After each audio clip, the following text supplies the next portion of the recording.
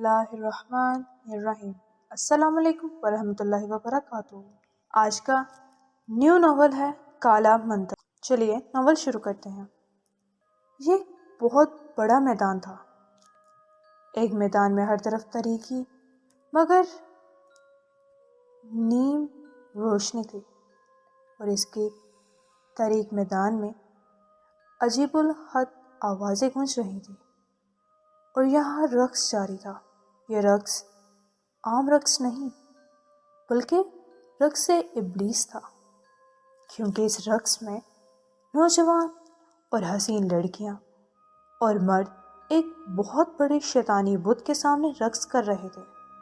اس رقص میں ایسے ماحول تھے جیسے کوئی بہت بڑی عبادت کر رہے ہوں، اور یہ عبادت ان کی زندگی کا مقصد ہو۔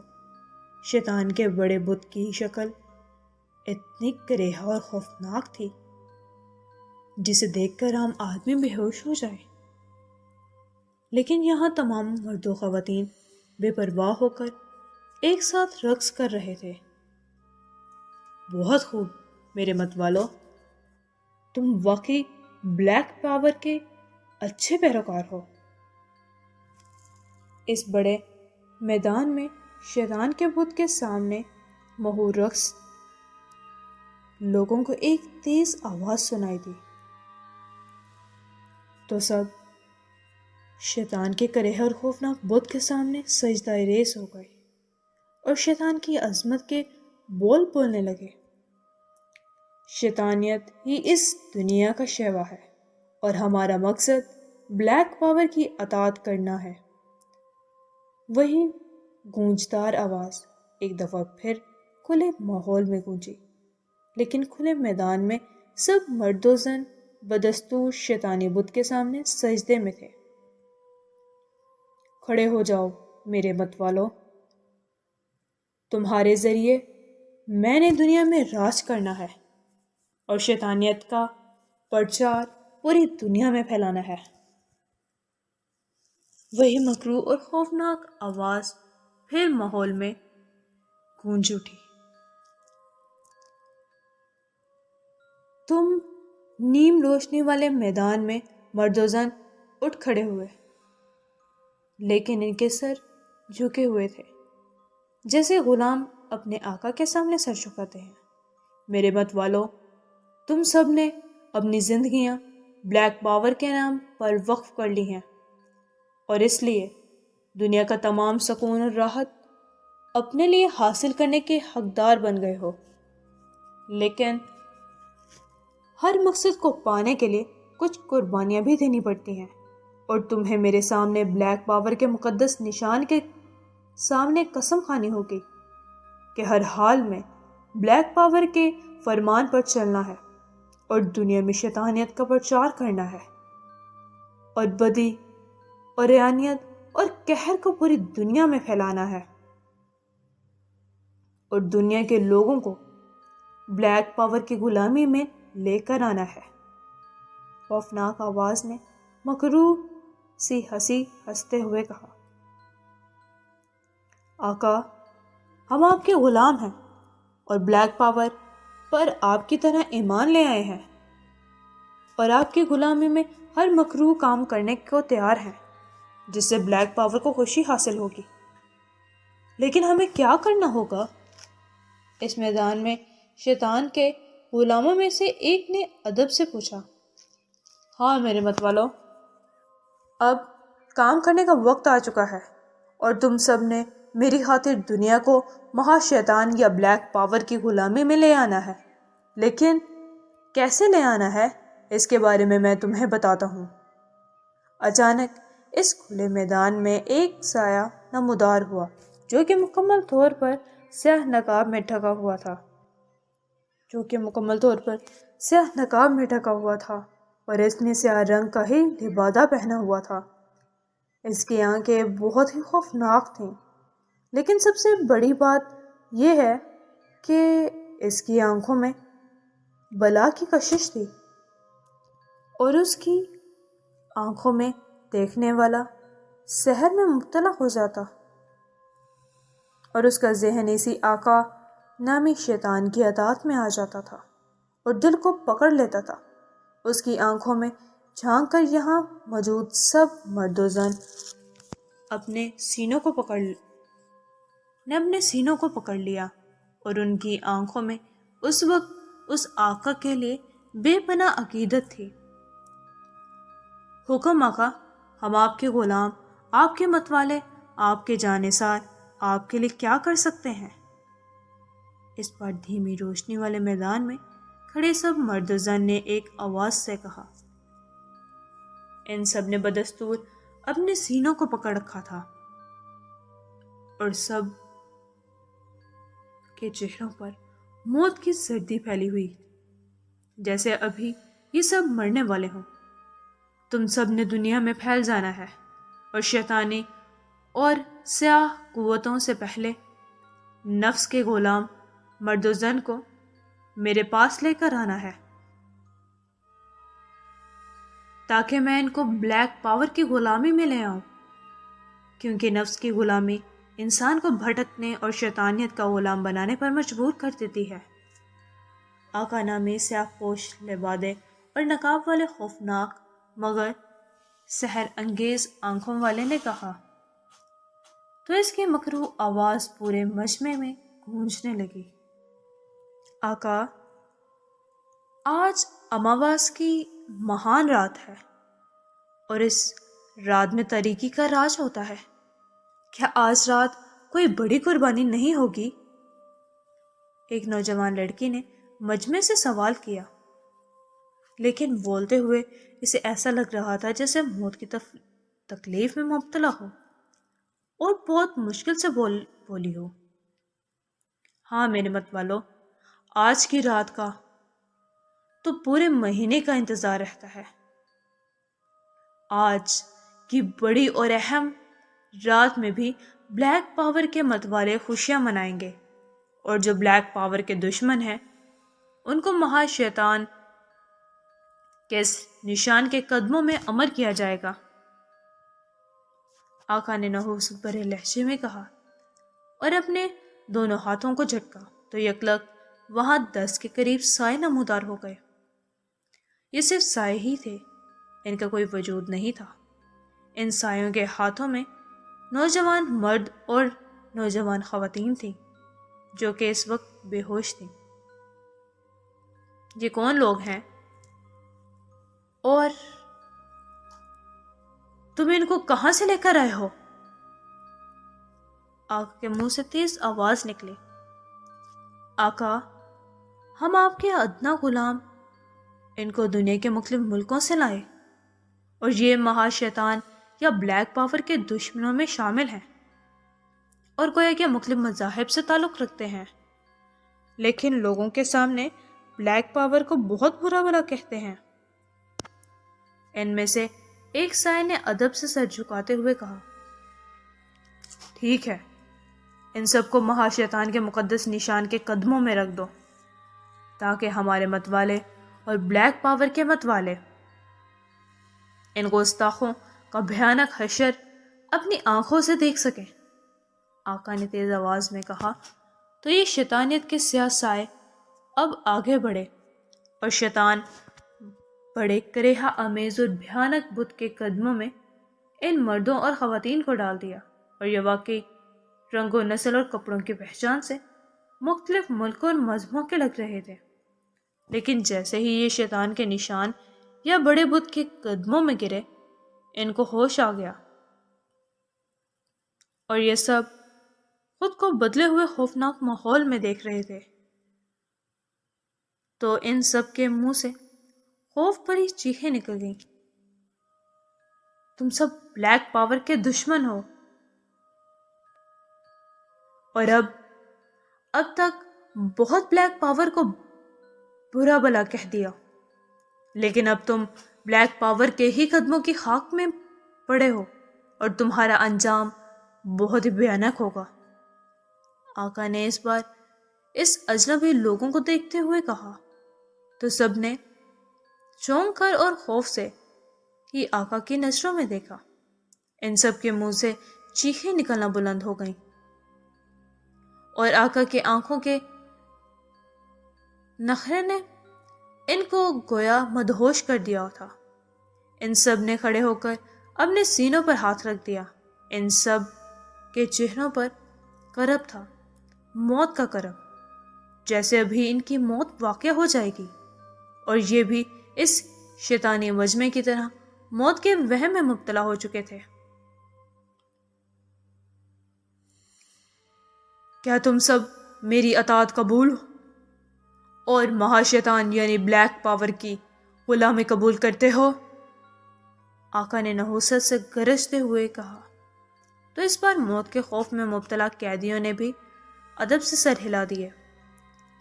ہاں آقا، ہمارے سر تمہارے سامنے جھک گئے ہیں اور ہم تمہاری اطاعت قبول کرتے ہیں۔ ان سب کے منہ سے درد بھری آوازیں نکلیں، جیسے دل سے نہ بول رہے ہوں، بلکہ کسی سحر میں مبتلا ہو کر ان کی زبانوں سے الفاظ نکل رہے ہوں۔ ان سب کے منہ سے اقرار سن کر اس شیطانی آقا کے مکروہ چہرے پر نقاب کے پیچھے مسکراہٹ رنگ گئی، لیکن اس کی مکروہ مسکراہٹ دیکھنے والا کوئی نہ تھا۔ آقا کا نام کیا تھا دنیا میں کوئی نہیں جانتا تھا، لیکن صرف آقا کے نام سے اپنے پیروکاروں میں جانا جاتا تھا، اور اس کی کشش بھری سحر انگیز آنکھوں کو دیکھ کر ہر کوئی اس کے سحر میں مبتلا ہو جاتا اور اس کے سامنے ہونے پر اپنے سینے پر ہاتھ رکھ دیتا، اور ان کو اپنی بھیانک موت کا وہم ہو جاتا، اور سینوں میں درد اور شیطانی آقا کی غلامی میں دل میں چھا جاتی تھی۔ بہت خوب، ہم بلیک پاور کے بڑے پیروکار اپنے ان نئے مت والوں کا دل سے استقبال کرتے ہیں، لیکن آج اماوس کی تاریک رات ہے، اور اس بڑی اور مقدس رات میں جب تک جشن ابلیس نہ ہو، اماوس کی رات پھیکی پڑ جاتی ہے۔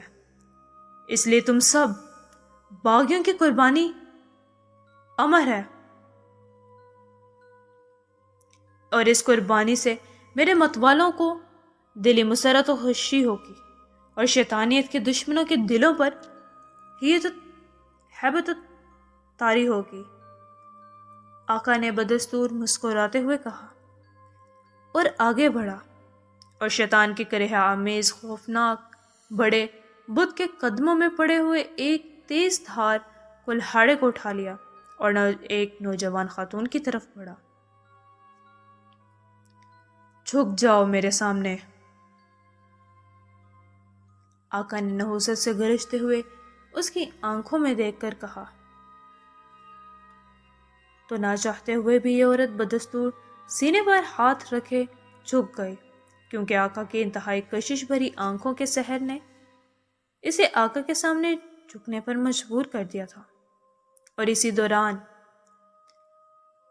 کھچ کی تیز آواز گونجی، اور اسی نوجوان عورت کی گردن کٹ کر شیطان کے قدموں کے سامنے گری، اور اس کے کٹے ہوئے دھڑ سے خون کا فوارہ پھوٹ نکلا۔ اس کا وجود تڑپنے لگا، لیکن حیرت انگیز بات یہ تھی کہ بقیہ قیدی مرد و زن جو مختلف ملکوں اور مذہب سے تعلق رکھتے، ان میں مسلم، ہندو، بدھ مت، کرسچن، یہودی، جین مت اور پارسی سبھی شامل تھے، اور بیش و خوف کی شدت سے یہ بھیانک نظارہ دیکھ رہے تھے، لیکن ان کے منہ سے کوئی چیخ نہ نکلی، اور نہ ہی انہوں نے بھاگنے کی کوشش کی، کیونکہ آقا کے آنکھوں کے سحر کے بعد یہ سب جیسے پتھر ہو گئے تھے۔ لیکن سینے پر ہاتھ رکھنے کے باوجود ان کے دل چیخ چیخ کر اس بھیانک شیطانی ماحول سے بھاگنے کا دل کر رہا تھا ان کا، لیکن یہ سب ایسا کرنے سے قاصر تھے۔ اب آقا مسکراتے ہوئے آگے بڑھا، اور شیطانی طاقت کے ساتھ شیطانی نشان کے سامنے کھڑے ہونے والے ایک اور مرد کو اپنے سامنے جھکنے کا کہا، تو اس نے شدید کوشش کی کہ وہ ایسا نہ کرے، لیکن بے اختیار اس کے وجود میں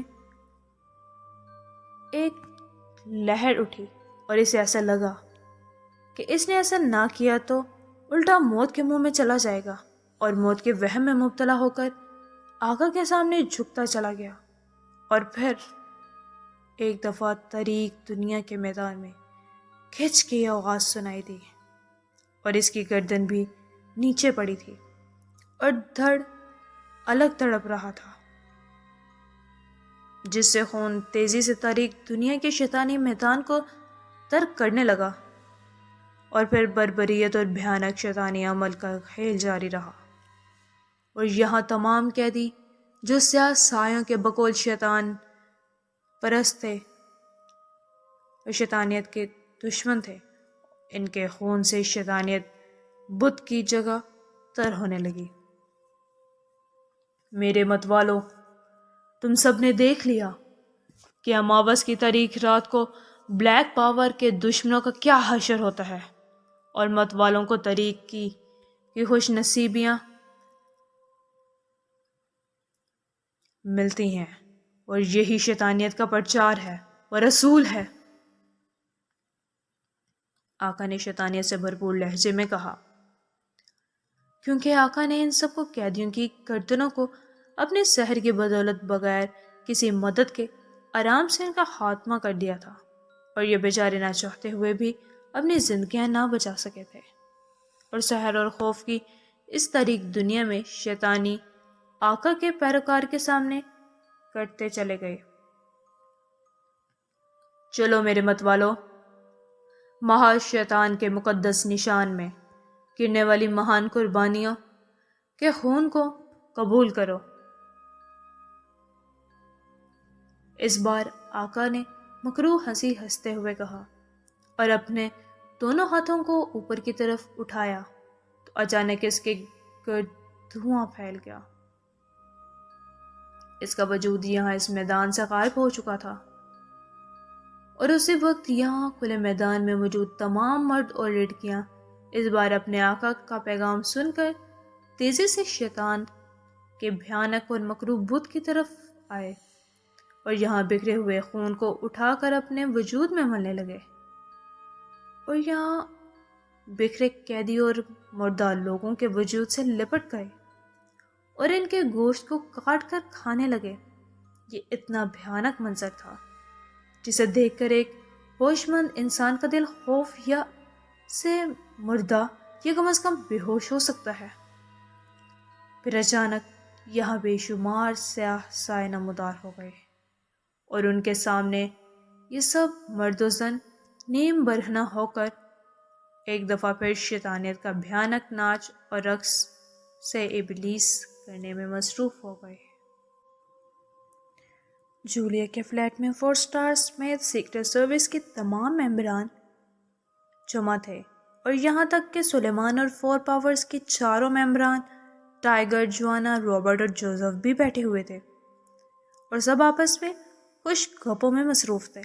مس جولیا، ابھی تک باس نہیں آئے، کیا وہ واقعی یہاں آئیں گے یا پہلے کی طرح تنخواہ دیں گے؟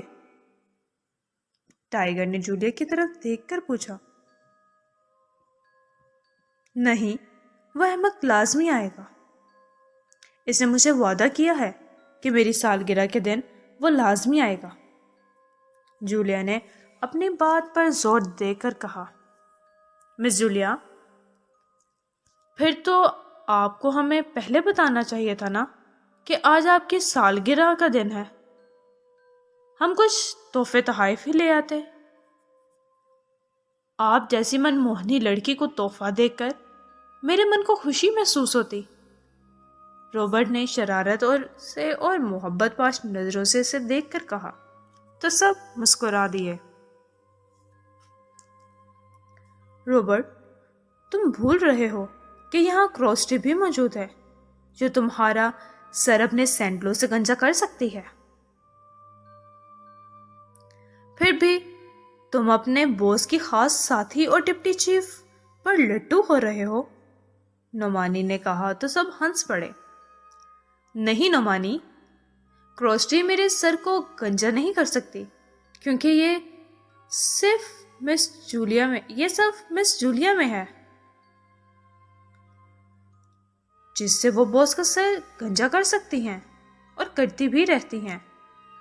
البتہ روزی راسکل بھابھی ہمارے ٹائیگر کا سر ضرور گنجا کر سکتی ہے، کیونکہ ٹائیگر باس کا خاص شاگرد ہے اور اسی ناطے روزی راسکل مس جولیا کی شاگردی اختیار کر سکتی ہیں۔ رابرٹ نے مسکراتے ہوئے کہا۔ تو ایک دفعہ پھر سارے زور زور سے ہنس پڑے۔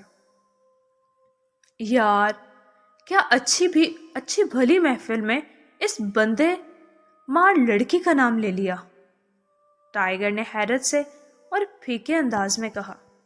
مگر ٹائیگر، تم جو مرضی کر لو، بکرے کی ماں آخر کب تک خیر منائے گی؟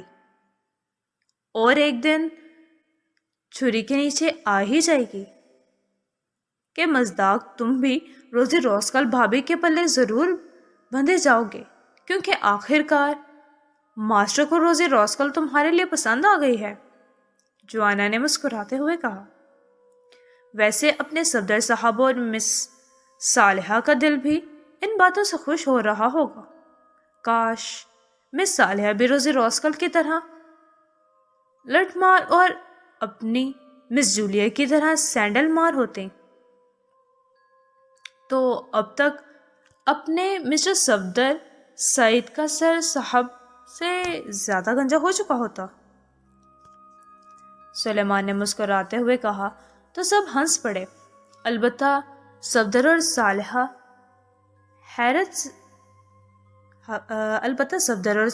صالحہ صفدر کو حیرت سے دیکھنے لگے اور اس کی بات پر زور سے ہنس پڑے اور نروس بھی ہو رہے تھے۔ سلیمان، تمہارا احمق جگد اور گاؤدی صاحب کب مس جولیا کے فلیٹ میں آئے گا؟ تنویر نے اس بار مسکراتے ہوئے عمران کی غیر موجودگی میں دل کا بھراس نکالتے ہوئے کہا۔ کیوں؟ بھائی کو بہن کے ہاتھ پیلے کرنے کی زیادہ جلدی ہے؟ اگر ایسا ہے تو صاحب جلد ہی آ جائیں گے، کیونکہ اس معاملے میں مس جولیا کے بھائی صاحب ہی سب سے بڑی رکاوٹ تھے۔ سلیمان نے مسکراتے ہوئے کہا تو جولیا سمیت سب ہنس پڑے اور تنویر اس بار غصے سے سلیمان کو گھورنے لگا، جس نے اسے سب کے سامنے جولیا کا بھائی بنا دیا۔ تم اور تمہارا احمق باس دونوں نے کوے کا مغز کھا رکھا ہے، جو بے مقصد ٹٹ کرتے رہتے ہو۔ تم باورچی ہو اور باورچی ہی رہو، زیادہ باتیں کرنے کی ضرورت نہیں ہے، تنویر نے منہ بناتے ہوئے کہا۔ ویسے مس جولیا، آپ سالگرہ کا کیک لے آئی ہیں؟ ہمارے پیٹ میں اب بھوک سے چوہے کے بجائے ہاتھی دوڑنے لگ گئے ہیں، کیپٹن شکیل نے مسکراتے ہوئے کہا، کیونکہ سلیمان کی باتوں سے تنویر کا موڈ خراب ہو رہا تھا۔ ہاں بس کیک لے ہی آتی ہوں، عمران بھی آنے والا ہی ہوگا، جولیا نے کہا اور اٹھ کھڑی ہوئی۔ مس جولیا، کیا صرف کیک ہی ہے یا کوئی اور آئٹم بھی ہے؟ چوہان نے مسکراتے ہوئے کہا۔ فکر نہ کرو، کھانے پینے کی کئی چیزیں ہیں، آخر کو مس جولیا کی سالگرہ ہے اور ہماری ڈپٹی چیف ہیں اور ہم ان کے ممبران ہیں، ایسے تھوڑا بلایا ہے مس جولیا نے ہم سب کو، اس بار کروسٹی نے کہا اور اٹھ کھڑی ہوئی اور اس کے ساتھ صالحہ بھی اٹھ کھڑی ہوئی۔ ارے تم تینوں خواتین کہاں چل پڑی؟ ہاورڈ نے حیرت سے کہا۔ ہم مس جولیا کے ساتھ کچن میں جا رہی ہیں تاکہ چائے اور دیگر لوازمات میں ان کا ساتھ دے سکیں، کیونکہ کوئی 1-2 نہیں بلکہ 15 افراد ہیں اور عمران صاحب کے ساتھ 16 افراد ہو جائیں گے، صالحہ نے مسکراتے ہوئے کہا۔ اسی دوران بیل بجی تو صفدر اٹھ کھڑا ہوا اور باہر ڈور کی طرف بڑھا۔ میرے خیال میں عمران صاحب آئے ہیں، سب نے مسکراتے ہوئے کہا اور سوائے تنویر کے سب کے چہرے کھل اٹھے۔ جی بابا جی، کون ہیں آپ اور یہاں کس سے ملنا ہے؟ صفدر نے جولیا کے فلیٹ کا دروازہ کھولا تو باہر ایک بوڑھے کو کھڑے دیکھا تو حیرت سے پوچھا۔ اس بوڑھے کے بال سفید مکمل طور پر تھے اور آنکھوں پر موٹے فریم کا چشمہ۔ سنا ہے آج یہاں کسی کی شادی ہے، اس لیے میں دولہا دلہن اور سب باراتیوں کے کپڑوں کے ناپ لینے آیا ہوں تاکہ سب ڈھنگ کے کپڑے پہن سکیں۔ بوڑھے نے سر اٹھا کر کہا، مگر محترم، یہاں نہ کسی کی شادی ہے اور نہ ہی کسی نے کپڑے سلوانے ہیں، آپ شاید غلط جگہ پر آ گئے۔ صفدر نے حیران ہو کر کہا، ارے نہیں برخوردار، تم ٹیلر ماسٹر ٹھیکیدار کو نہیں جانتے، جس کا کام ہر حسین لڑکی کو سنوارنا اور دلہن بنانا ہوتا ہے؟ بوڑھے نے سنجیدگی سے کہا، مگر میرے بزرگ، یہاں کوئی دلہن نہیں ہے اور نہ کوئی باراتی، آپ کسی اور جگہ جائیں، آپ راستہ بھول چکے ہیں۔ صفدر نے بوڑھے سے کہا، مگر مجھے تو ہر طرف دلہا اور دلہن ہی نظر آ رہے ہیں، بس بنانے سنوارنے کی دیر ہے۔ بوڑھے نے کہا اور زبردستی جولیا کے فلیٹ میں گھس گیا۔ ارے ارے صفدر، کون ہے یہ بوڑھا اور یہاں کیا کرنے آیا ہے؟ تنویر نے غصے سے اس بوڑھے کو دیکھ کر کہا، اور یہ دیگر ممبران بھی حیرت سے اس بوڑھے کو دیکھنے لگے۔ میرا نام ٹیلر ماسٹر ٹھیکیدار ہے اور ہر دلہے کے لیے اس کی دلہن کو تلاش کرنا اور اس کے کپڑوں کے ناپ کا ٹھیکہ لینا میرا پیشہ ہے۔ بوڑھے نے اپنی بلغم زدہ آواز میں کھانستے ہوئے کہا اور تنویر کے ساتھ آ کر زور سے کھانسنے لگا۔ معاف کرنا بیٹا، بس دل کا مریض ہوں، اس لیے کھانس رہا ہوں۔ بوڑھے نے تنویر کے ساتھ والی سیٹ پر بیٹھتے ہوئے کہا تو تنویر اسے ناگوار نگاہوں سے دیکھنے لگا۔ ارے ارے یہ بوڑھا کون ہے اور یہاں کیا کرنے آیا ہے؟ جولیا نے کچن سے نکلتے ہوئے حیرت سے اسے دیکھ کر کہا، معلوم نہیں مس جولیا، یہ کوئی ٹیلر ماسٹر ہے اور بس ضد ہے کہ یہاں دلہا اور دلہے اس فلیٹ میں موجود ہیں اور یہ ان کے کپڑوں کا ناپ لینے آئے ہیں۔ صفدر نے شانے اچکا کر حیرت سے کہا، ماشاء اللہ، بہت خوبصورت بچی ہے، اللہ نظر بد سے بچائے۔ کیا تم شادی شدہ ہو؟ ٹیلر ماسٹر نے اس بار مسکراتے ہوئے جولیا کی طرف دیکھ کر پوچھا۔ جی نہیں، میں شادی شدہ نہیں ہوں، لیکن تم کون ہو اور کیوں میرے فلیٹ میں گھسے ہو؟ جولیا نے منہ بنا کر بوڑھے ٹیلر ماسٹر سے پوچھا۔ میری عمر اور سر کے سفید بالوں کا تو خیال کر لو، عزت سے بات کرو مجھ سے۔ بوڑھے نے ایک دفعہ پھر تنویر کے منہ پر زور سے کھانستے ہوئے کہا تو تنویر ناگواری سے وہاں سے اٹھ کر دوسری جگہ بیٹھ گیا تو سب ممبران مسکرانے لگے۔ ارے اس نوجوان کو کیا ہوا جو مجھ سے ناتواں بوڑھے سے خفا ہو کر دور چلا گیا؟ بوڑھے ٹیلر ماسٹر نے حیرت سے کہا، بابا جی، ان کو کھانسی سے الرجی ہے، اس لیے دور ہوئے ہیں۔ سلیمان نے مسکراتے ہوئے کہا، مگر تم کون ہو اور کیوں زبردستی میرے فلیٹ میں گھسے ہو؟ یہاں کوئی دلہا دلہن نہیں ہے، چلو نکلو اب یہاں سے، جولیا نے منہ بنا کر کہا۔ میرا نام ٹیلر ماسٹر ٹھیکیدار ہے اور ہر حسین لڑکی کے دل کا ٹھیکہ لینا میرا مطلب ہے، کپڑوں کا ٹھیکہ لینا میرا کام ہے۔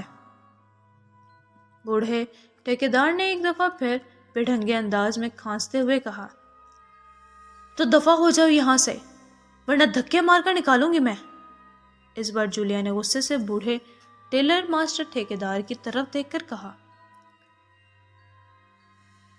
ارے بیبی، مجھے سہارا دو تاکہ اٹھ سکوں، ویسے بھی مجھے سہارا دینے کوئی نہیں آئی، تم ہی میرا سہارا بن جاؤ۔ ٹیلر ماسٹر نے اس بار ہنستے ہوئے کہا تو جولیا کا پارا اس ٹرکی بدماش بڈھے ٹیلر ماسٹر کی بات پر گرم ہو گیا۔ جوزف، اس حیران بوڑھے کو اٹھا کر دھکے سے باہر نکال دو، بلکہ پھینک دو۔ جولیا نے اس کی بات سن کر غصے سے تمتماتے ہوئے کہا، نا جی نا، اب تو اس نک چڑی کو ہی میرا ہاتھ تھام کر مجھے اٹھانا پڑے گا، کیونکہ مجھے نک چڑے لوگ بہت پسند ہیں۔ بوڑھے نے ڈٹھائی پن سے ہنستے ہوئے کہا، جوزف، دیکھ کیا رہے ہو؟ اس کھران بوڑھے کو باہر پھینکو۔ تمہیں مس جولی کی بات سمجھ نہیں آئی؟ تنویر نے ناگواری سے کہا، جیسے مسٹر تنویر اور مسز کا حکم۔ جوزف نے کہا اور بوڑھے ٹھیکیدار کی طرف بڑھا، دیکھو دیکھو مسٹر افریقی، اگر تم نے مجھے پکڑا تو میں تمہارے کپڑوں کو نہیں ناپوں گا اور تم دولہا دلہن کی شادی میں شرکت نہیں کر سکو گے۔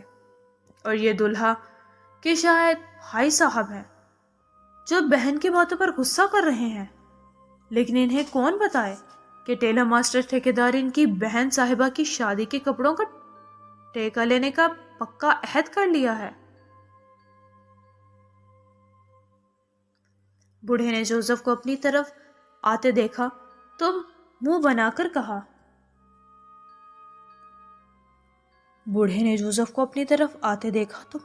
کر کہا، لیکن جوزف نے اس کو اپنے کندھے پر اٹھا لیا اور باہر کی طرف جانے لگا۔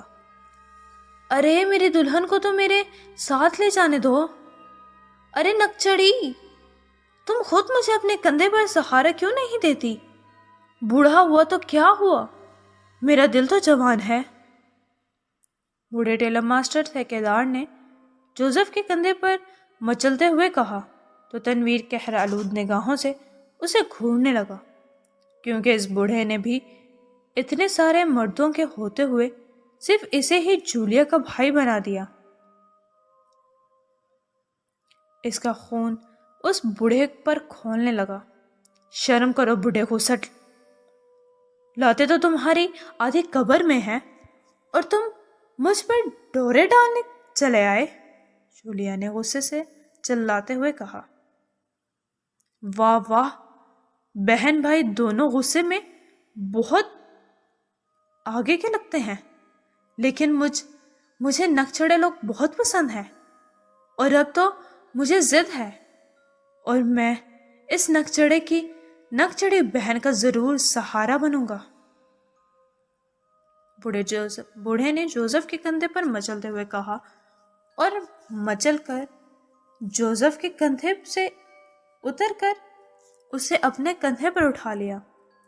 دیکھا نکچڑی ماسٹر ٹیلر ٹھیکیدار، جب کسی چیز کا ٹھیکہ لیتا ہوں تو اس میں شیروں کی طرح طاقت آ جاتی ہے، اور اب تو تمہیں دوستی کا ہاتھ بڑھا دو۔ بوڑھے ماسٹر ٹیلر ٹھیکیدار نے ہنستے ہوئے کہا۔ تو سب حیرت سے اس بوڑھے کو دیکھنے لگے جو عمر میں 80 سال کا بڈھا لگتا تھا، لیکن جوزف جیسے دیو کو اپنے کندھے پر اٹھا لیا تھا۔ جوزف بھی حیرت کی شدت سے اس بوڑھے خوسٹ کو دیکھنے لگا جس نے اتنا بڈھا ہونے کے باوجود اس جیسے وزنی کو اٹھا لیا تھا۔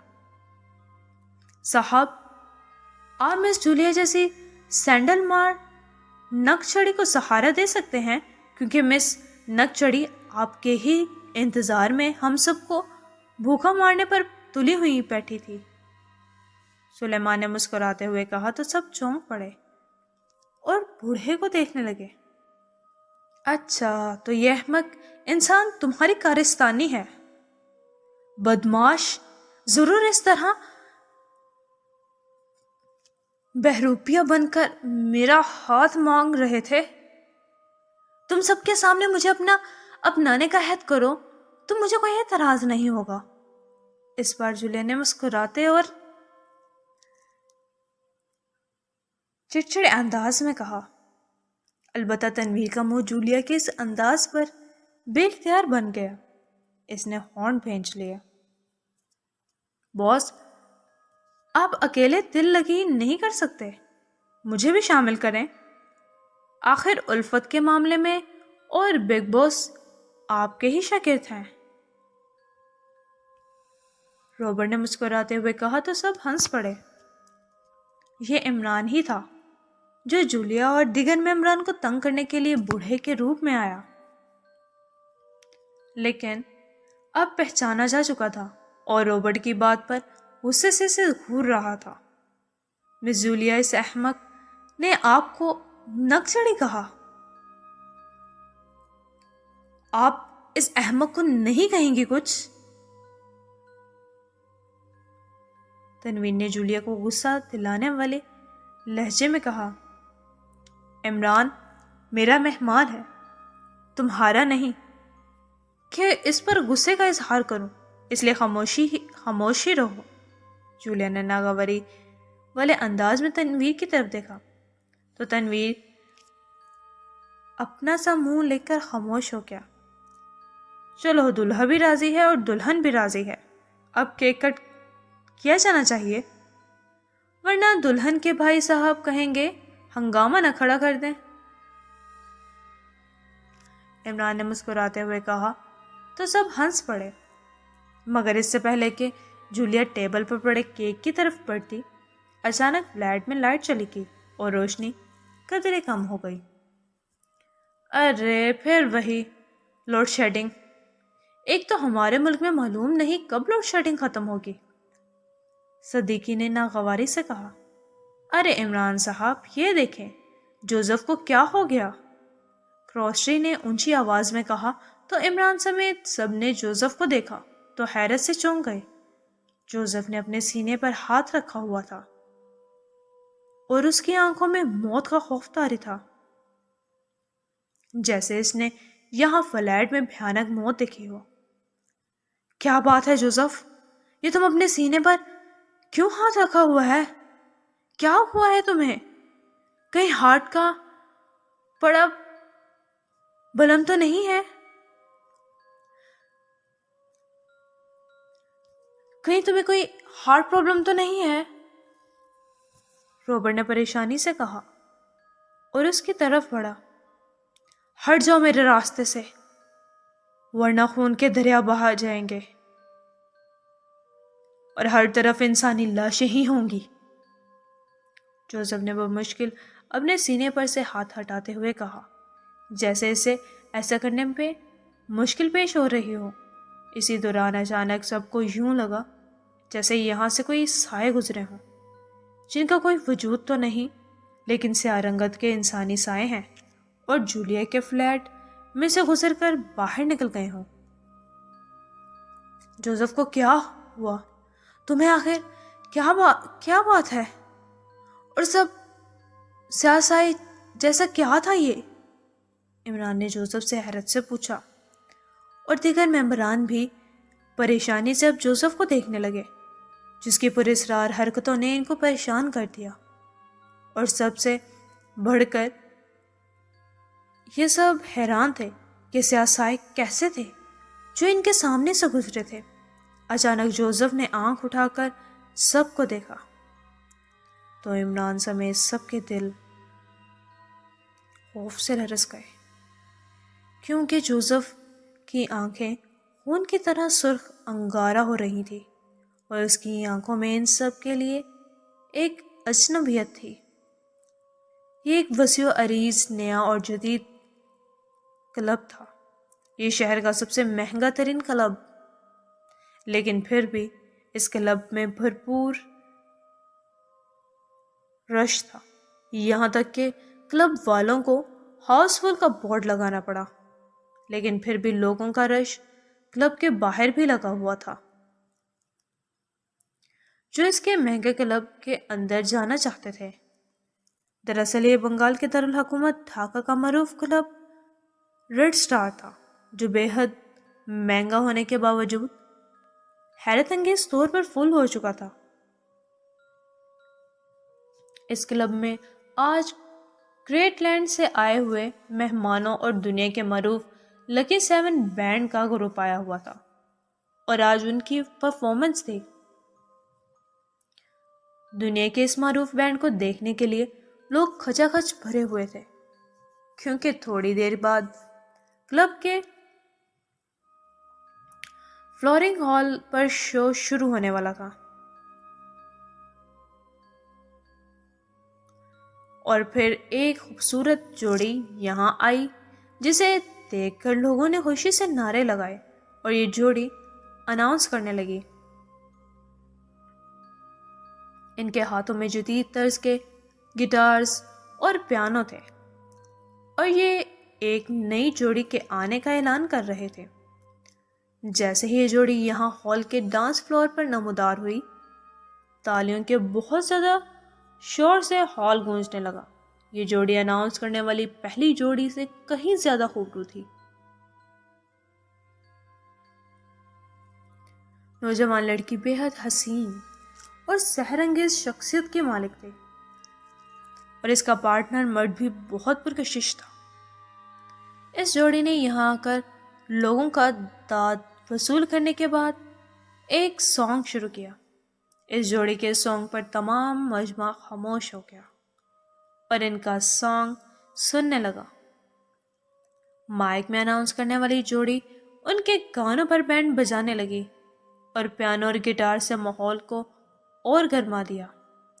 کچھ دیر بعد اس جوڑی نے 2-3 گانوں کے بعد گانا ختم کر دیا اور اب تیز میوزک شروع ہو گیا، تو اس پرکشش جوڑی نے ڈانس شروع کر دیا اور آہستہ آہستہ اس جوڑی کا ڈانس اتنا تیز ہو گیا کہ ان کا جسم میوزک کی تھاپ پر کسی مشین کی طرح تھرک رہا تھا۔ اس جوڑی کے اس شاندار ڈانس پر لوگ محفوظ ہو رہے تھے۔ پھر کچھ دیر بعد ڈانس ختم ہوا۔ یہ جوڑی سامعین کے سامنے سر خم کر کے واپس چلی گئی، لیکن ان کے شاندار پرفارمنس پر لوگوں کے شور اور تالیوں سے ہال گونج اٹھا۔ شو ختم ہوا تو کچھ دیر بعد یہ کلب پھر سے خالی ہو چکا تھا اور چند لوگ ہی یہاں موجود تھے۔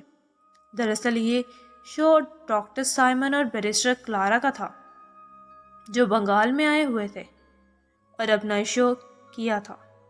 ان کے شو کو دیکھنے کے لیے یہاں کلب میں اتنا بھرا رش تھا اور اب سبھی ایک شاندار ہوٹل کے اچھے کمرے میں بیٹھے ہوئے تھے۔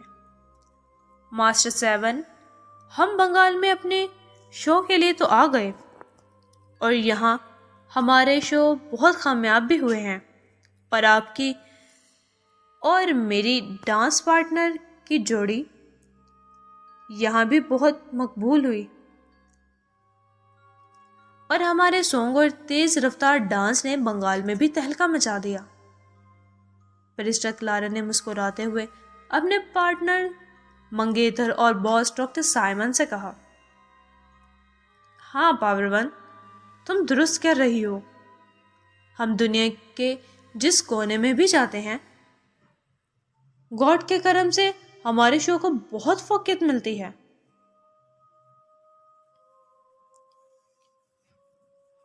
اور یہاں بنگال میں بھی ہمیں پذیرائی حاصل ہوئی ہے۔ ڈاکٹر سائمن نے مسکراتے ہوئے سر ہلاتے ہوئے کہا۔ معروف کالم نگار مادام کوشیلا اور اس کے ساتھی گریٹ لینڈ کے کثیر اشاعت نیوز ورلڈ انفارمیشن کا مالک ہرشل شامل تھے، جو اس کے بینڈ گروپ کے ممبر تھے۔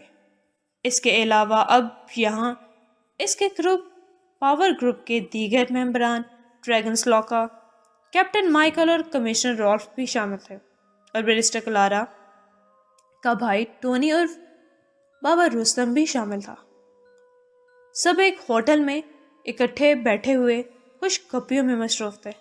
ماسٹر 7، اگر ہم پاور گروپ کے تمام ممبران یہاں بنگال آ ہی گئے ہیں تو ہمیں یہاں ساندربن کے جنگلات کا بھی رخ کرنا چاہیے، کیونکہ کافی عرصہ ہو گیا ہے۔ ساندربن کے جنگلات کا کوئی مشن تو سامنے نہیں آیا، سیر ہی کر لینی چاہیے۔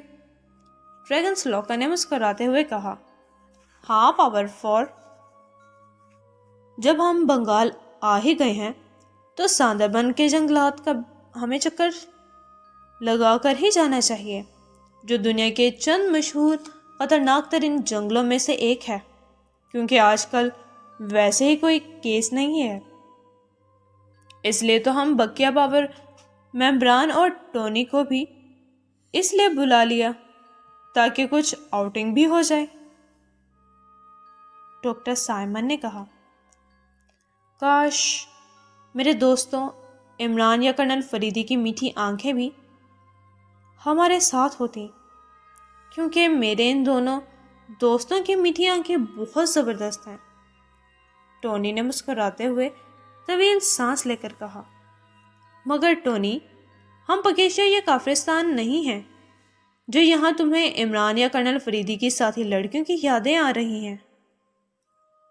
ڈاکٹر سائمن نے ہنستے ہوئے کہا، مگر ماسٹر سیون، ٹونی درست کہتا ہے۔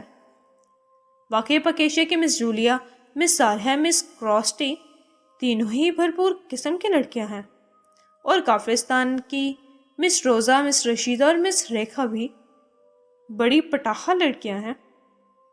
اس بار کیپٹن مائیکل نے بھی مسکراتے ہوئے کہا، جیسے ان سب کو بہت مس کر رہا ہو۔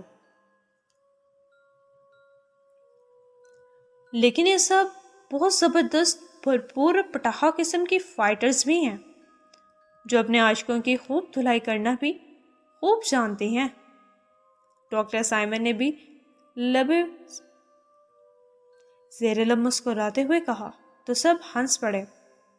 ویسے پکیشا سیکرٹ سروس سے ہٹ کر بھی مس روشی اور میری طرح انڈر ورلڈ میں کام کرنے والے ٹائیگر کے ساتھی روزی راسکل بھی تو عمران صاحب کے لیے کبھی کبھار کام کرتی ہے۔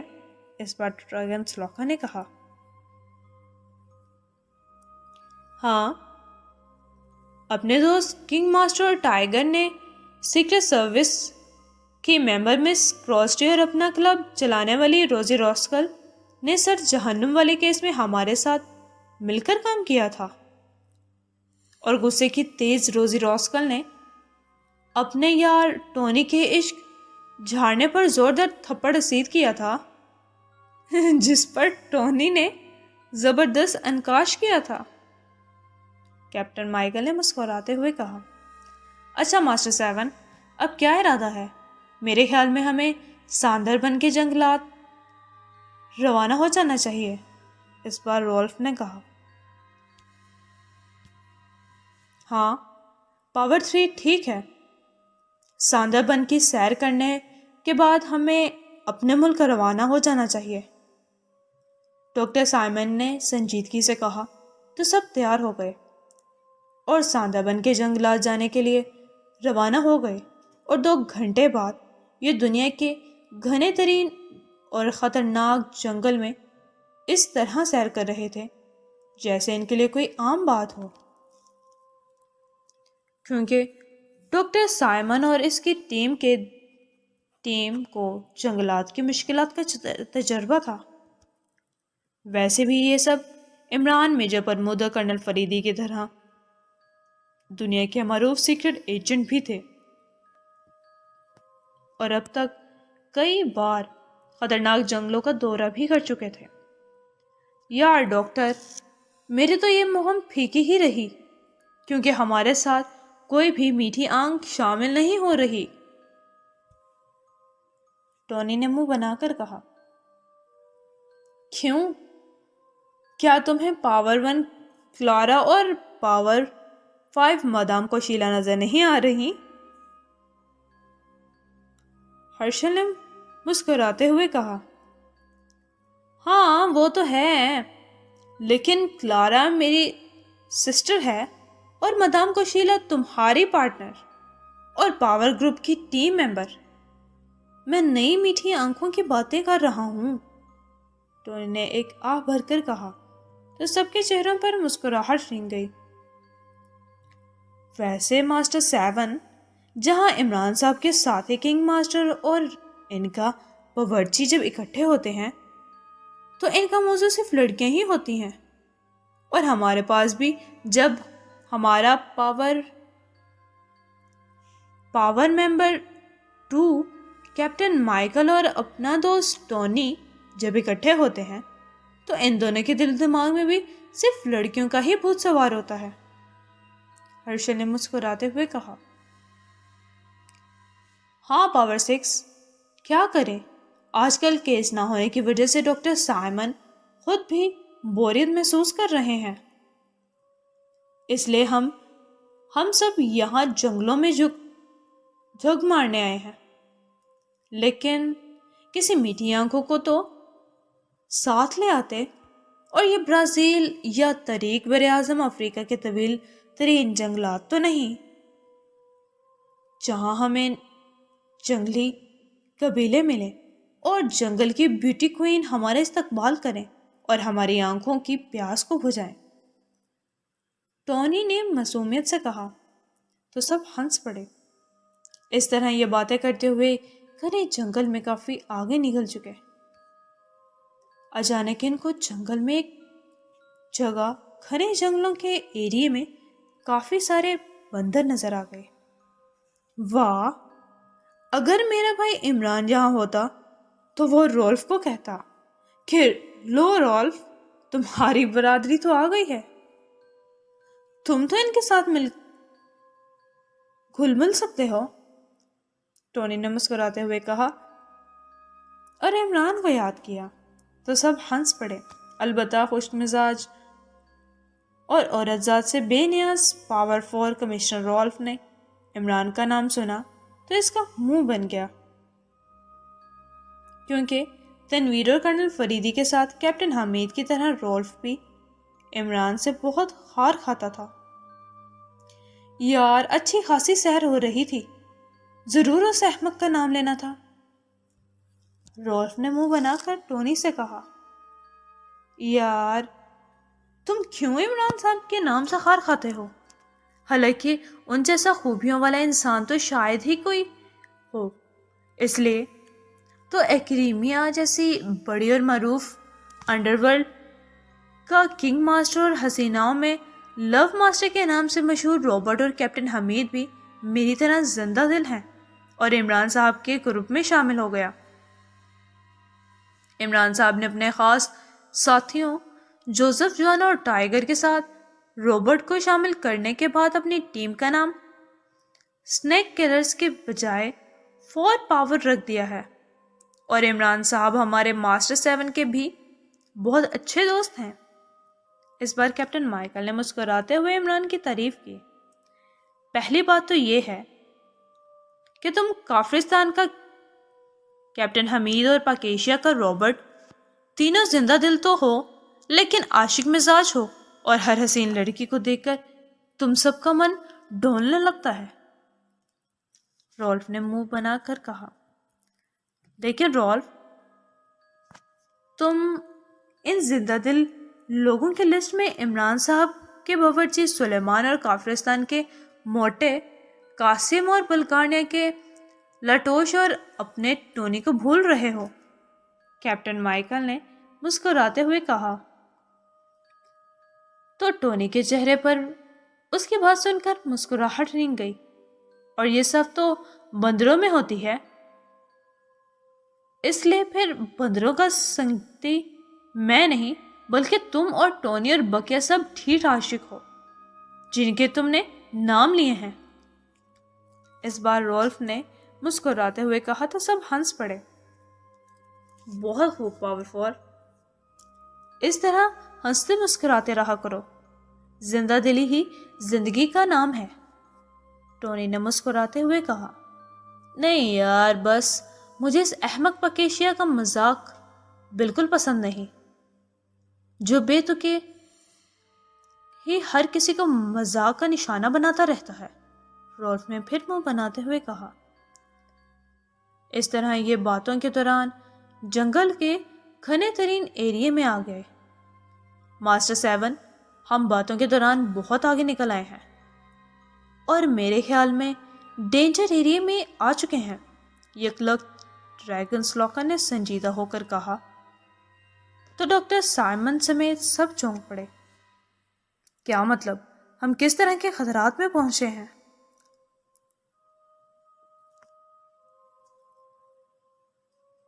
ڈاکٹر سائمن نے پوچھا، کیونکہ اسے معلوم تھا کہ اس کے ساتھ ہی پاور فور ڈریگن سلوکا کو جنگلات کا بھرپور تجربہ ہے۔ ماسٹر 7، ہم یہاں بنگال ٹائیگر کے علاقے میں پہنچ چکے ہیں، اور ہم بنگال ٹائیگرز کی نظروں میں ہی، اس لیے ہم سب کو ہوشیار رہنا ہوگا، ورنہ ہم پر ٹائیگرز کا حملہ ہو سکتا ہے۔ ڈریگن سلوکا نے کہا تو سب تیار ہو گئے۔ اچانک ان کی نظروں کے سامنے سے بے شمار قوی ہیکل، سرخ انگارہ والے 2-3 ٹائیگرز یہاں نمودار ہوئے، اور ان سب کو دیکھ کر گھرانے لگے۔ سب آپس میں ایک دوسرے کے ساتھ ہی رہو، یہ ٹائیگرز ہمارا کچھ نہیں بگاڑ سکیں گے، ڈاکٹر سائمن نے سب کو کہا، اور رائفل سے 1-2 ہوائی فائر کیے تو ٹائیگر یہاں سے بھاگ گئے۔ حیرت ہے ماسٹر 7، یہ خوفناک درندے تو عموماً انسانوں پر چھپ کر اور موقع دیکھ کر حملہ آور ہوتے ہیں، پھر یہ ہمارے سامنے کیسے آ گئی؟ ڈریگن سلوکا نے حیرت سے شانے اچکاتے ہوئے پوچھا۔ ہاں، حیرت تو مجھے بھی ہے۔ خیر چلو اب واپسی کا سفر کرتے ہیں۔ بے شک ہمارا جنگلوں کا وسیع تجربہ ہے، لیکن ہم یہاں کسی مشن پر نہیں بلکہ سیر کرنے آئے ہیں، اور بہت سیر کر لی ہم نے۔ اس بار ڈاکٹر سائمن نے ڈریگن سلوکا کا جواب دے کر سب کو واپسی جانے کا اشارہ کیا تو سب نے اس بات پہ سر ہلا دیا۔ ماسٹر 7، مجھے کچھ سمجھ نہیں آ رہی، لگتا ہے ہم کسی مشکل میں پھنسنے والے ہیں۔ واپسی کے سفر پر ڈریگن سلوکا نے ہارن بھیجتے ہوئے کہا، تو ڈاکٹر سائمن سمیت سب اسے دیکھنے لگے۔ کیا مطلب پاور 4؟ کیا پھر ہم کسی درندوں کے چنگل میں پھنسنے والے ہیں؟ اگر ایسا ہے تو ہمارے پاس وافر مقدار میں جدید ایمونیشن ہے، اور ہمیں درندوں سے لڑنے کا تجربہ بھی ہے، ڈاکٹر سائمن نے کہا۔ ڈاکٹر سائمن نے حیرت سے کہا، نہیں ماسٹر 7، ویسے تو ہم دنیا کے خطرات اور گھنے ترین جنگل میں ہیں، ہو سکتا ہے کہ کسی وقت پھر کسی درندے یا اور خطرے کا سامنا کرنا پڑ جائے، اور گویا کہ میرا جوزف کی طرح ماورائی دنیا اور ماورائی کیس میں کوئی تجربہ بھی نہیں ہے، لیکن پھر بھی اس وقت مجھے کوئی اور خطرہ لگتا ہے، جیسے ہم کسی ماورائی خطرے میں پھنستے جا رہے ہوں۔ ڈریگن سلوکا نے درختوں پر دیکھتے ہوئے کہا، کیا مطلب پاور 4؟ ہم یہ اچانک کیسے کسی ماورائی کیس میں پھنسنے والے ہیں؟ اس پر بیرسٹر کلارا نے حیرت سے کہا، یہ کوئی نئی بات نہیں ہے۔ پاور 1 چند ماہ پہلے ہم مصر میں اپنے شو کی پرفارمنس کرنے گئے تھے، تو وہاں بہت زبردست ماورائی کیس میں پھنس گئے تھے، جہاں مظلوم روحوں نے ہم سے مدد طلب کی تھی، ڈاکٹر سائمن نے اس بار ہارن بھیجتے ہوئے کہا۔ لیکن ماسٹر 7 اور پاور 1، ایک اہم بات یہ ہے کہ بنگال کا جادو دنیا میں بہت مشہور ہے، اور مصر کی طرح مقبول بھی ہے، اور ساندربن کے جنگلات میں بھی بڑے بڑے ساحروں کے بارے میں سنا گیا ہے کہ وہ ان جنگلوں میں اپنا کالے عملیات کرتے ہیں، مدام کو شیلا نے معلومات دیتے ہوئے کہا۔ پاور 5، وہ تمہاری بات درست ہے، اور شاید ایسا ہو، لیکن یہاں میں درختوں کے اوپر تبدیلی محسوس کر رہا ہوں، کیونکہ یہاں جنگلوں کے پتے سبز ہونے کے بجائے آہستہ آہستہ سیاہ ہونے لگے ہیں، جو کہ بہت انتہائی حیرت انگیز اور خوفناک علامت ہے۔ اس پر ڈریگن سلوکا نے قدرے خوف سے کہا، تو سب نے چونک کر غور سے اوپر جنگل کے گھنے درختوں کے پتوں کو دیکھا تو خوف کی لہر سے ان سب کے وجود میں ایک خوف کی لہر دوڑ گئی، کیونکہ واقعی اس ایریے میں گھنے درختوں کے پتے اکثر تو سبز تھے لیکن کچھ سیاہ ہو رہے تھے، جو کہ واقعی انتہائی حیرت انگیز اور خوفناک بات تھی۔ اچانک اب یہاں سیاہ رنگ ہلکا ہلکا دھواں چھانے لگا، جسے محسوس کر کے سب کے اوزان خطا ہو گئے تھے۔ آج کے لیے بس اتنا ہی۔ امید کرتی ہوں آپ کو یہ ناول پسند آیا ہوگا، تو لائک، شیئر اور سبسکرائب کے ساتھ بیل آئیکن کے بٹن کو پریس کر لیں تاکہ آنے والا ہر نوٹیفیکیشن آپ تک پہنچ سکے۔ ملتے ہیں انشاءاللہ نیکسٹ ایپیسوڈ میں، تب تک کے لیے اللہ حامی و ناصر۔